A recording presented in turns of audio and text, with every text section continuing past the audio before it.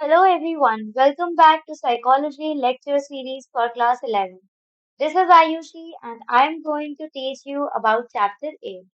So Chapter 8 है Thinking यानी विचार। तो इसके पिछले 3 पार्ट्स में हमने काफी डिटेल में ये जाना कि हम कैसे सोचते हैं, कैसे प्रॉब्लम्स को सॉल्व करते हैं, कैसे रीजनिंग करते हैं। इसके पार्ट 4 में हम दो मेजर चीजों के बारे में बात करेंगे। पहला है थॉट यानी कि हमारे विचार और दूसरा है लैंग्वेज यानी हमारी भाषा।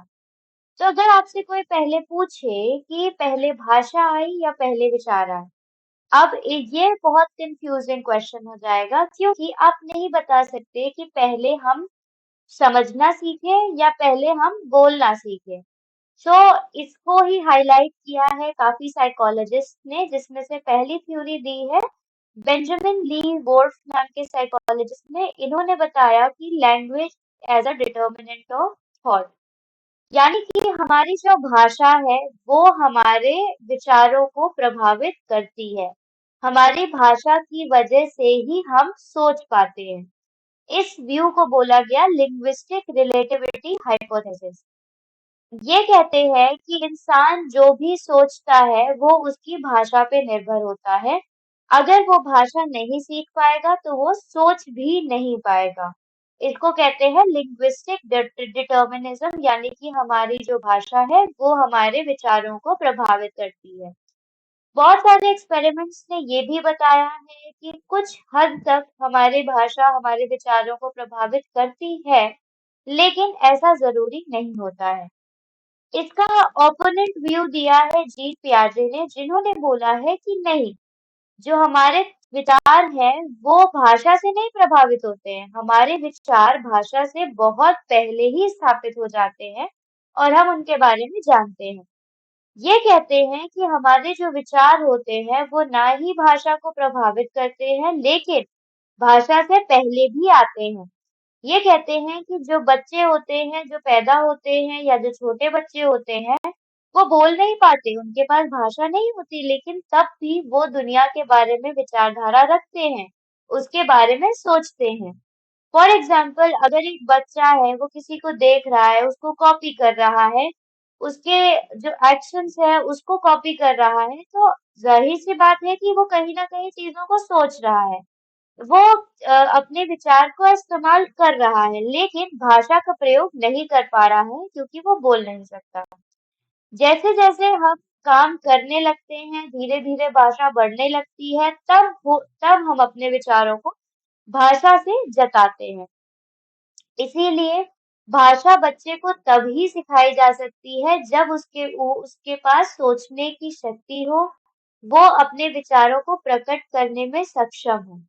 इसीलिए भाषा को समझने के लिए सबसे महत्वपूर्ण चीज होती है विचार। अगर विचार नहीं होंगे तो भाषा नहीं होगी। ये कहना है जीन पियाजेट का। नेक्स्ट है ले वाइगोत्स्की नाम के साइकोलॉजिस्ट ने, जिन्होंने बोला है कि भाषा और विचार दोनों अलग-अलग जगह से आते हैं, उत्पन्न होते हैं और अलग-अलग वो एक साथ आते हैं लेकिन अलग-अलग जगहों से। और ये दोनों एक दूसरे से मिलते हैं जब बच्चा 2 साल का हो जाता है। यानी कि बच्चे के अंदर भाषा भी होती है, बच्चे के अंदर विचार भी होते हैं, लेकिन 2 साल की उम्र के बाद ये भाषा और विचार बच्चे की जिंदगी में मिल जाते हैं। यानी कि बच्चा अपने बातों को अपनी भाषा से अपने विचारों को प्रकट करना सीख जाता है। 2 साल से पहले बच्चा प्री वर्बल स्टेज में होता है, जहाँ पे वो बोल नहीं सकता है। इस स्टेज को पियाजे ने सेंसरी मोटर स्टेज भी कहा है, जिसको हमने चैप्टर 4 में पढ़ा था। एक बच्चा जो होता है वो अपने विचारधाराओं के प्रभाव में कभी-कभी ऐसी हरकतें भी करता है जिसमें जो ऑटोमेटिक होती है, जिसमें उसको सोचने की जरूरत नहीं पड़ती है। 2 साल की उम्र तक भाषा और विचार का अलग-अलग डेवलपमेंट होता है, लेकिन 2 साल की उम्र के बाद वो एक साथ मिल जाते हैं। हम विचारों का प्रयोग बिना भाषा के करते हैं जब हमारे विचार विजुअल या वर्बल फॉर्म में बताए नहीं जा रहे हो। फॉर एग्जाम्पल, अगर हम सोच रहे हैं कोई चीज और उसको व्यक्त करने के लिए भाषा का प्रयोग नहीं कर रहे हैं, लेकिन नॉन वर्बल वेज में उसको बता रहे हैं। यानी कि अपने हाथों के द्वारा, अपनी आंखों के द्वारा, अपने सिर के द्वारा उसको बता रहे हैं। और हम अपने हम कभी-कभी भाषा का प्रयोग बिना सोच के भी करते हैं जब हम अपनी भावनाओं को एक्सप्रेस करते हैं या भावनाओं को प्रकट करते हैं। क्योंकि भावनाएं जो होती हैं उसमें सोचने की जरूरत नहीं पड़ती, वो अपने आप हो जाती है। तो हम अपनी भावनाओं को कभी-कभी प्रकट करने के दौरान भाषा का इस्तेमाल करते हैं, लेकिन विचारधारा का इस्तेमाल नहीं करते हैं। नेक्स्ट है लैंग्वेज, यानी कि लैंग्वेज क्या होता है। सो लैंग्वेज जो होता है उसका मतलब होता है कि लोग भाषा कैसे सीखते हैं और लैंग्वेज होती क्या है। लैंग्वेज का मतलब होता है कि जब इंसान किसी सिंबल्स को इस्तेमाल करता है कुछ रूल्स के हिसाब से, ताकि वो किसी और से बात कर पाए, कम्युनिकेट कर पाए। भाषा में मेनली 3 चीज़ें होती हैं जिस भाषा में मेनली 3 चीज़ें होती हैं जिसको समझना ज़रूरी है। पहला होता है प्रेज़ेंस ऑफ सिंबल्स, यानी कि कुछ ऐसे शब्द, ऐसे सिंबल्स होने चाहिए जो उस भाषा को अच्छा बनाएँ। For example school. स्कूल अपने में एक शब्द है, वो कुछ नहीं बता रहा है, लेकिन स्कूल जब आप किसी जगह को बताते हो जहाँ आप पढ़ते हो, तो उसका मतलब बन जाता है। फिर है होम, जहाँ आप रहते हो। फिर है ऐसे जो शब्द हैं, इनके खुद में कोई मतलब नहीं होते हैं, लेकिन जब इनको किसी वस्तु या परिस्थिति से जोड़ा जाता है, तब इनके खुद के मतलब बन जाते हैं। दूसरा है सेट ऑफ रूल्स, यानी कि हम जो भी सिंबल्स का इस्तेमाल करते हैं, स्कूल होते हैं, होम होते हैं, उनको हम कुछ सिंबल्स, उनको कुछ रूल्स से जोड़ते हैं। बिना रूल्स के जोड़े उस सिंबल्स का कोई मतलब नहीं बनेगा। फॉर एग्जाम्पल हम बोलते हैं I am going to school, लेकिन हम ये नहीं बोलते हैं स्कूल एम आई गोइंग। तो ये जो होता है, ये रूल्स होते हैं इंग्लिश लैंग्वेज के, जिसको हम इस्तेमाल करते हैं ताकि हम जो बोल रहे हैं उसका मतलब निकल सके।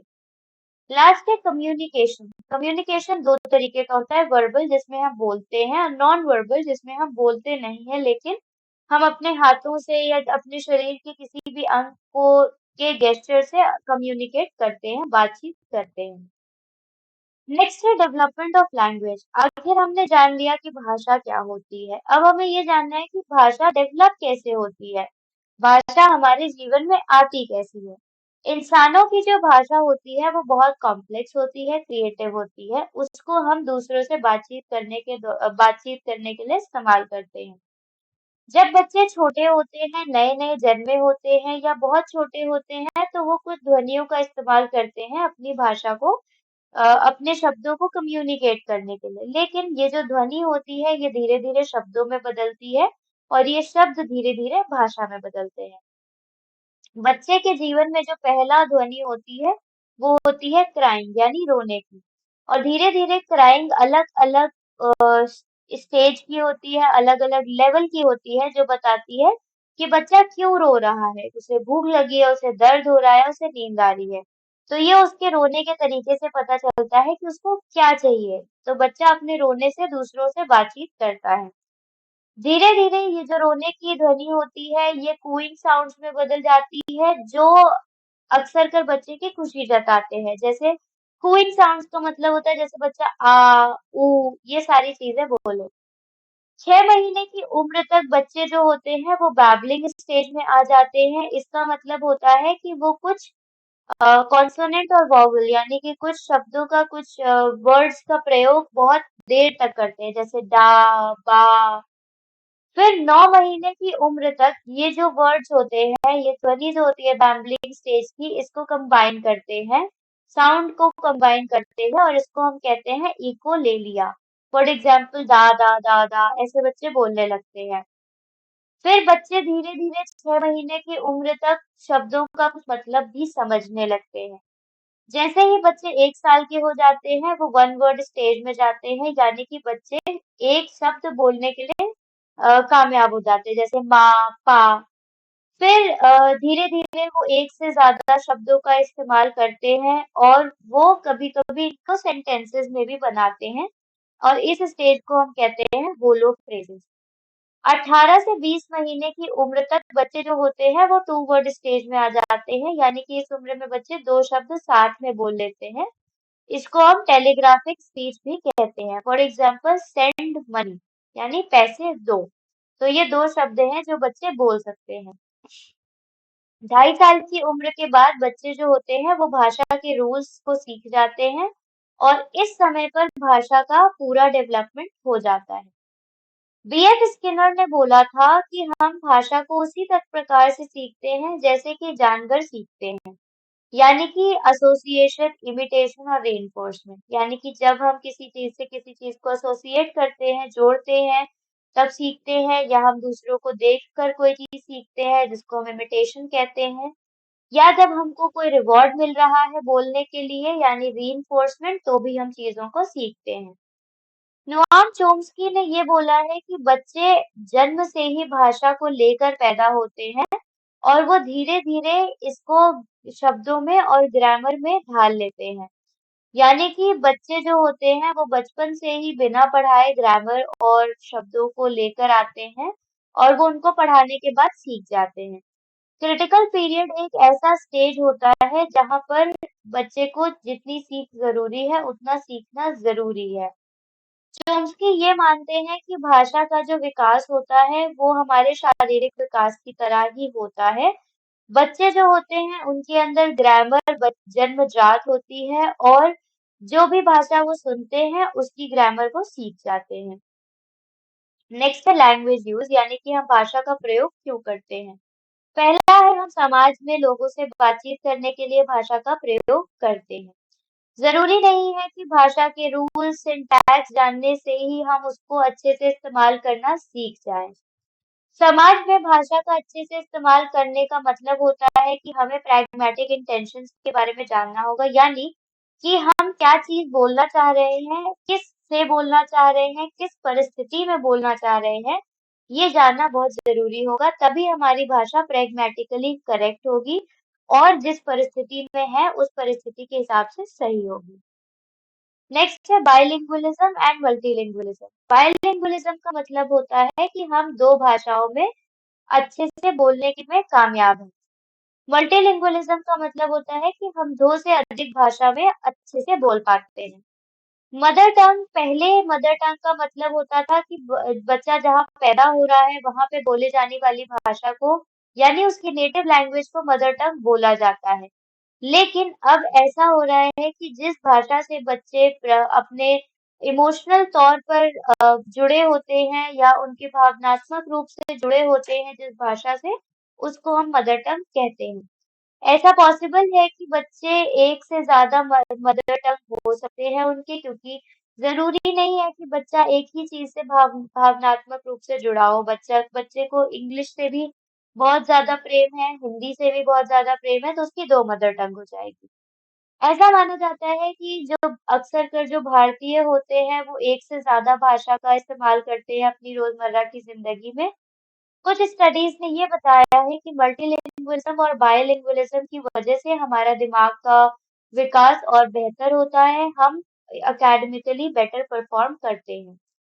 इस टॉपिक से रिलेटेड और इस चैप्टर से रिलेटेड अगर आपको कोई डाउट्स या क्वेरीज है तो आप अपने क्वेश्चंस कमेंट सेक्शन में पूछ सकते हैं। साइकोलॉजी से रिलेटेड ऐसी ही एजुकेशनल वीडियोस के लिए गुरुकुल चैनल को सब्सक्राइब करना ना भूलें।